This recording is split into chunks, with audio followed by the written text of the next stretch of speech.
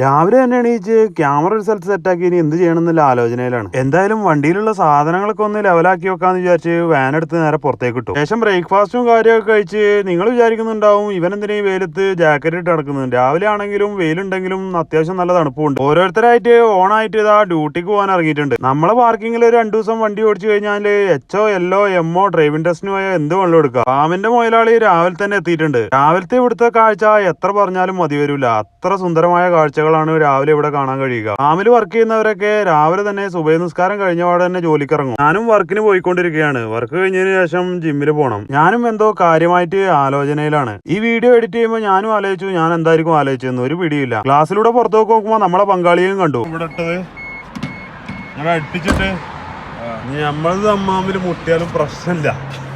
ആരാൻ്റെയും കൊണ്ട് മുട്ടിയിട്ടാകെ പ്രശ്നവും.